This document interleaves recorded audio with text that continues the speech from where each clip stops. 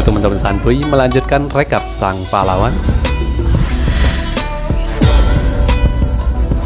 Sebelumnya Su Mengchen membawakan Wang Xiaoshi dan Pai Feichou melabrak langsung ke gerbang Vauban. Xiaoshi yang menjaga di pos pertama dihampiri sesosok misterius yang beradu tenaga dalam pedang dengannya.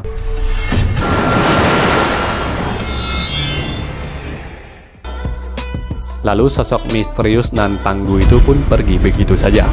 Di atas, Su Mengchen memperingati agar Ti Fengxi untuk tidak lagi mencampuri urusan internal sektenya dan ia pun cabut dari sana.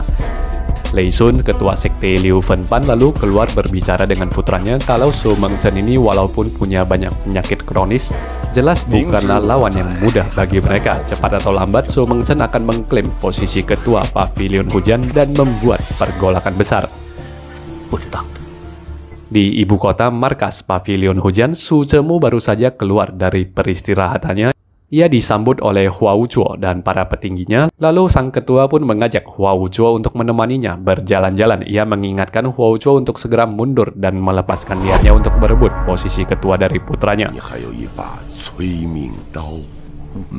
Bawahan pengurus Hua ini tiba-tiba mendobrak masuk ke sana dan melaporkan Su Mengchen yang sudah dalam perjalanan kembali ke ibu kota. Su Zemu kembali mendesaknya untuk mundur karena jika tidak cepat atau lambat putranya ini akan kembali dan menendangnya keluar. Berbeda dengan yang disarankan anak buahnya, Hua Wuchuo tidak membunuh Su Zemu untuk mengkudeta posisi ketua secara paksa. Ia hanya menawan Su Zemu di dalam kamar yang dijaga beberapa pengawal. Sementara kekuasaan militer seluruh sekte ini telah lama ada di tangannya. Pada perjalanan kembali ke ibu kota, mereka bersinggah di sebuah penginapan. Su Mengchen sadar bahwa tidak akan mudah baginya untuk kembali ke markas karena Hua Wuchuo pasti akan memburunya dan mencegah hal itu terjadi. Mereka lalu merencanakan sebuah taktik pengalian perhatian di mana Pai Choufei akan menyamar sebagai Su Mengchen untuk menarik perhatian, sedangkan Su Mengchen akan masuk ke ibu kota secara diam-diam. Su Mengchen bahkan memberikan pedang sabit merahnya untuk meyakinkan penyamaran tersebut. Namun setelah rencana itu dimatangkan, Wang Xiaoshi meminta agar Pai Choufei bertukar posisi dengannya, di mana dia yang akan menyamar menjadi Su Mengchen dan Pai Choufei akan mengekskort Su Mengchen asli. Di markas Pavilion Hujan, Lian Xin yang merawat ketua selama ini tengah berjaga di balik pintu dari Hua Wuchuo yang mengendap-endap di depan pintu. Su Zemu kemudian menenangkan Lian Xin. Dia tahu Hua Wuchuo yang mencarinya ini tengah cemas dengan kepulangan putranya. Sang ketua lalu mengejeknya sebagai seekor anjing yang menjaga di depan pintu, dan keduanya pun tertawa setelah Hua Wuchuo menirukan suara anjing. Pada dasarnya, Hua Wuchuo sejak dulu sudah mengangkat saudara dengan sang ketua dan melayaninya selama berpuluh tahun. Namun karena jati dirinya yang awalnya yang masuk ke sekte ini sebagai seorang mata-mata telah terbongkar oleh ketua, walaupun sang ketua merahasiakan pengkhianatannya dari semua orang, Hua Wuchuo merasa kecewa dengan sang ketua yang tidak memberinya kesempatan untuk mencalonkan diri menjadi ketua berikutnya. Padahal dia sudah meyakinkan ketua kalau Pavilion Hujan ini sudah dia anggap sebagai rumahnya sendiri.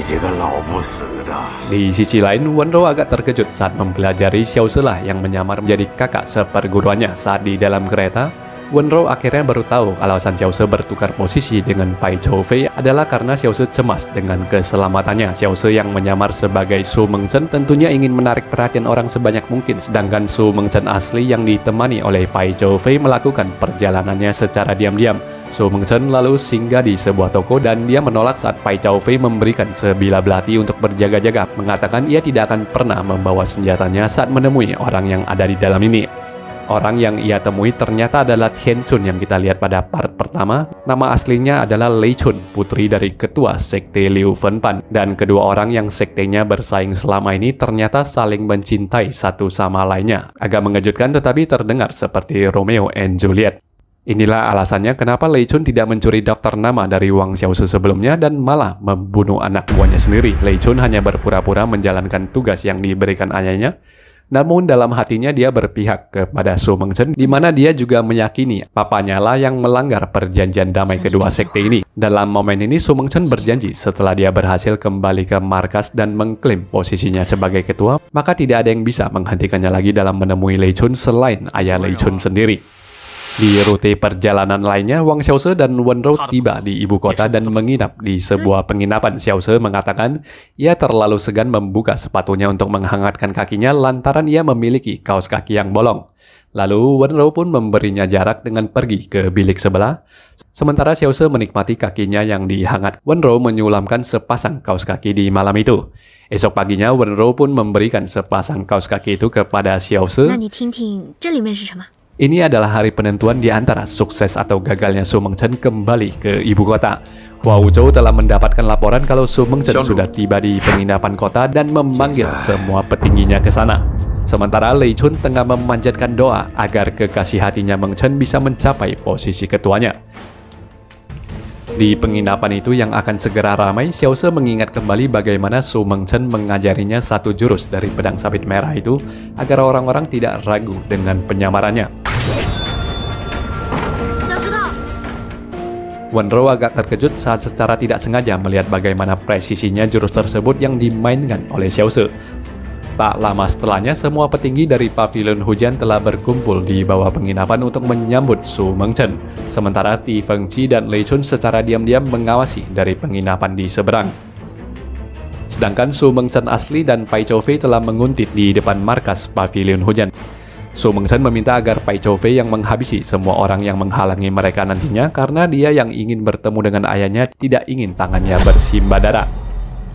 Di penginapan, Xiaoze mempelajari semua petinggi telah tiba dan mereka segera masuk ke balik kerambu untuk mengamankan penyamaran tersebut. Satu batang dupa dibakar dan itu adalah penanda waktu bagi Su Mengchen dan juga Xiaoze.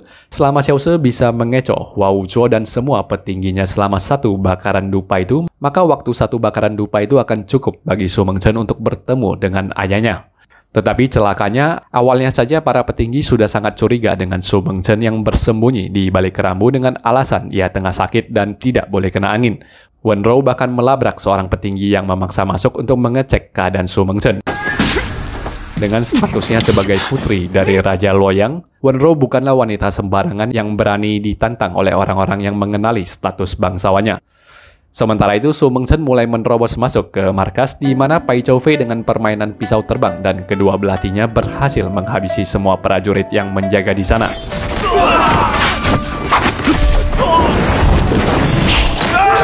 Di penginapan, Xiaoze memerankan aktingnya sebagai Su Mengchen dengan membaca kumpulan-kumpulan skrip yang dituliskan oleh Wenrou.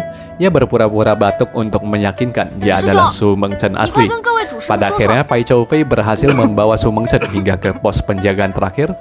Seorang pemanah rahasia yang selalu mengikuti Su Mengchen juga membantu mengamankan kondisi. Su Mengchen akhirnya pun bertemu dengan Lian Xin yang menyambutnya dan membawanya menemui sang ayah. Ia membawakan sebotol arak kesukaan ayahnya. Lalu dia pun diberikan izin untuk mengecek isi amplop tersebut dan benar adanya bahwasannya nama Hua Wuzhou terdapat dalam daftar nama tersebut. Su Zhenmu akhirnya pun melepaskan cincin ketuanya dan menyerahkan kepada putranya dengan memesankan dua hal untuknya. Pertama, Su Mengchen haruslah mementingkan kebajikan.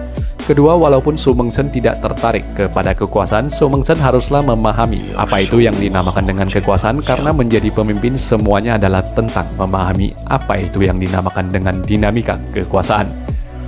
Pada akhirnya, Su Zhenmu mengajak putranya bersulang untuk yang terakhir kalinya. Segera setelah arak itu ditenggak, Su Zhenmu pun menghembuskan nafas terakhirnya.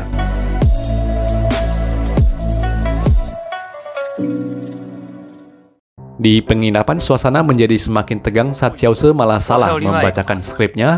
Dia malah secara tidak sadar membacakan skrip resep makanan, membuat Wenrou segera masuk ke sana dan menegur kebodohannya itu.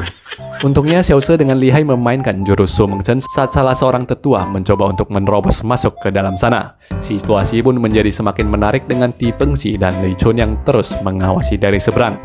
Sementara itu, salah satu penjaga pavilion berhasil mengirimkan signal bahaya ke langit. Sadar kalau ia telah ditipu, Hua Wuzhou bergegas untuk kembali ke markas dan Wang Xiaoze pun segera membuka penyamarannya dan menghalangi jalan dari Hua Wuzhou. Setelah itu, Ti Fengqi pun menyelamati saudaranya yang tampaknya senang atas kemenangan dari Su Mengchen terhadap Hua Wuzhou. Setelahnya, Hua Wuzhou yang kembali ke markas dikonfrontasi langsung oleh Su Mengchen yang membawakan altar ayahnya. Sesuai dengan yang dititip pesankan oleh ayahnya, Su Mengchen membakar daftar nama mata-mata tepat di hadapan Hua Wuzhou. Penilaian ayahnya memang tidak salah selama ini. Jika Huo benar-benar ingin melakukan pemberontakan paksa, sudah lama Huo akan mengkudeta posisi ketua, tetapi nyatanya Huo tidak pernah sekalipun mengkhianati sekte ini, dan apa yang telah dia lakukan selama ini hanyalah untuk mendapatkan pengakuan dari Su Zemu. Untuk itu, Su Mengchen pun mewakili ayahnya menanyakan dua hal. Apakah Huo sudah mengaku kalah? Apakah Huo sudah mengaku bersalah? Dan pada akhirnya Huo pun berlutut meminta maaf di hadapan altar Su Zemu. Atas hal itu, pada akhirnya Huo pun tidak dibunuh oleh Su Mengchen. Dia diusir secara tidak terhormat sesuai dengan tradisi pengusiran dari sekte Pavilion Hujan.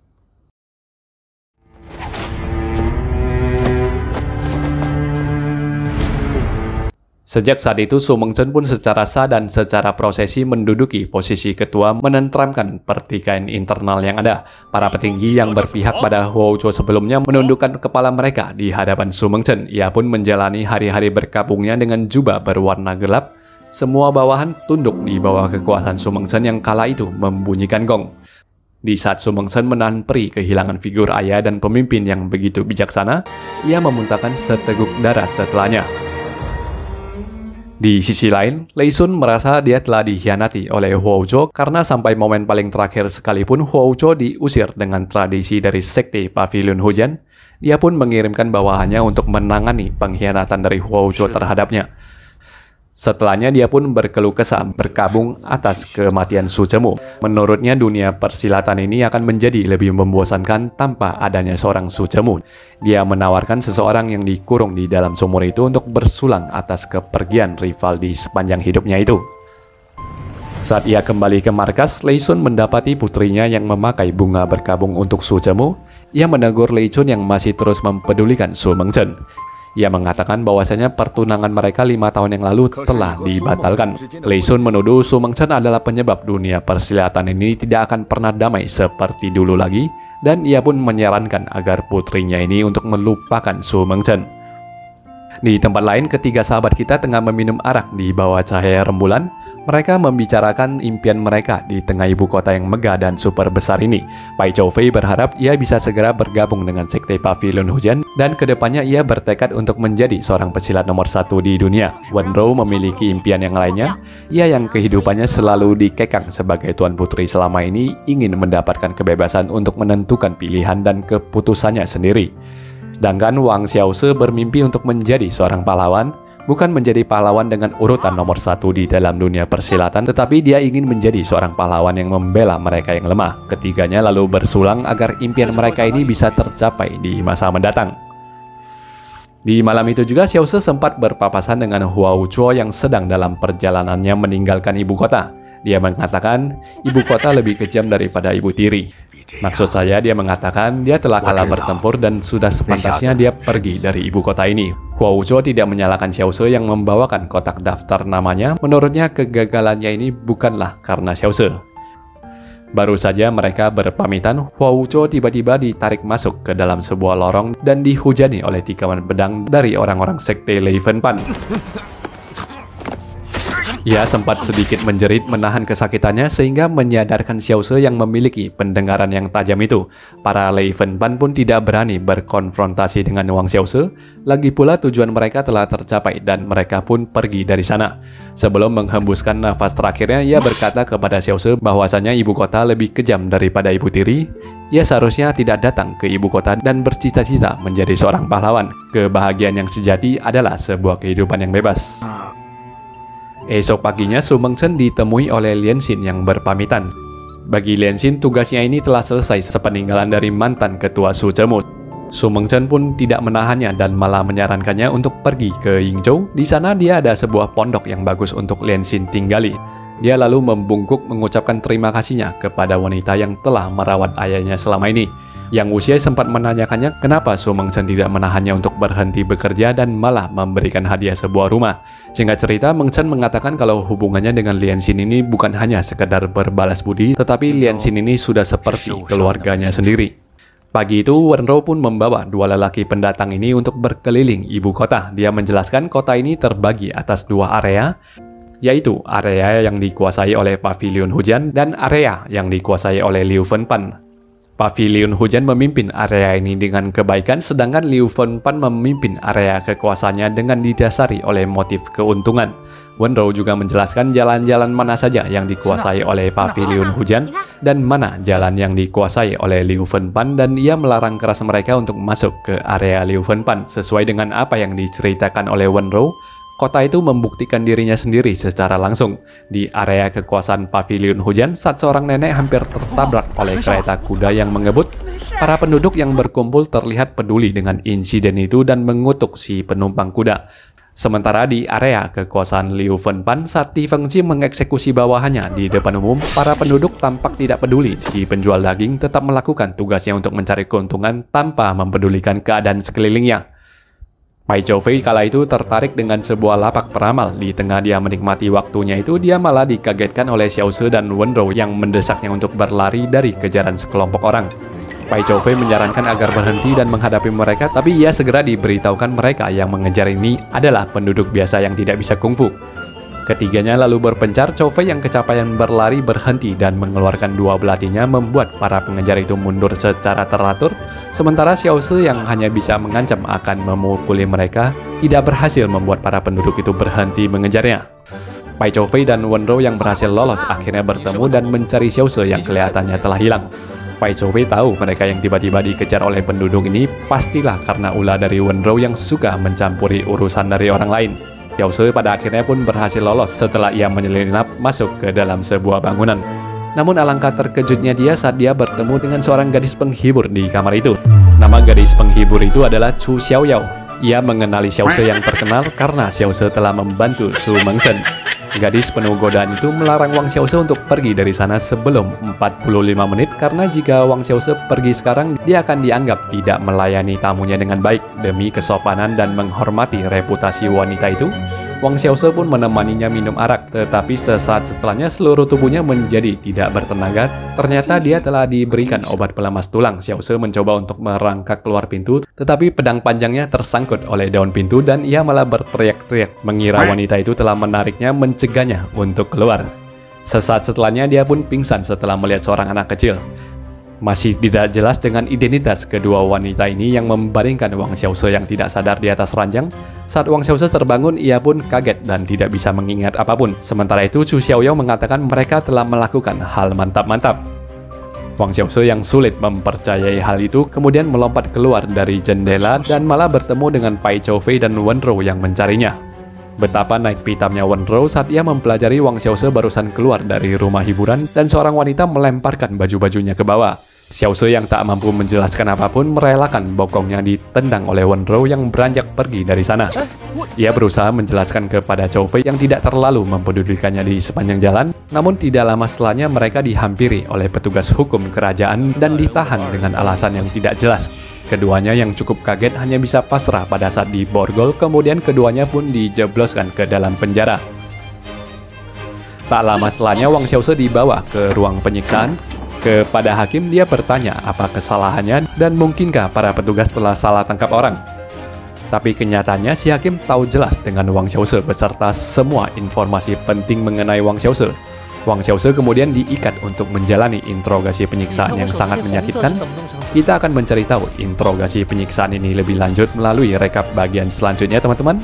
Like video ini kalau teman-teman suka, dislike kalau tidak. Terima kasih sudah menonton video ini sampai selesai. Bye-bye.